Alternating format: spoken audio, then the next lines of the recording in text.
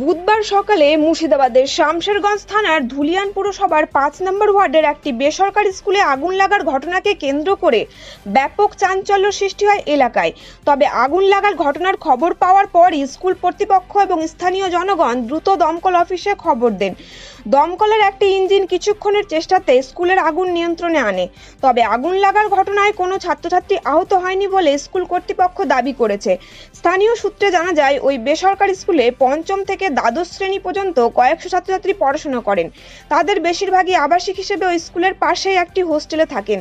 আবাসিক ছাত্রছাত্রীদের খাওয়ার রান্না করার জন্য হোস্টেলের ঠিক পাশেই একটি রান্নাঘরে একাধিক সিলিন্ডার এবং রান্না করার সামগ্রী মজুত করে রাখা ছিল। আজ সকালে রাঁধুনিরা যখন রান্না শুরু করেন তখন হঠাৎই একটি গ্যাস সিলিন্ডারের পাইপ লিক করে রান্নাঘরে আগুন ধরে যায়। ওই আগুন দ্রুত রান্নাঘরে ছড়িয়ে পড়ে এবং সেখানে থাকা সবকিছুই প্রায় পুড়ে যায়। স্থানীয় মানুষের বক্তব্য, স্কুল কর্তৃপক্ষ বেআইনিভাবে স্কুলের রান্নাঘরের মধ্যে একাধিক সিলিন্ডার মজুত করে রেখেছিল। তবে বড় কোনো বিপদ ঘটার আগেই দমকলের ইঞ্জিন আগুন নিভিয়ে ফেলে।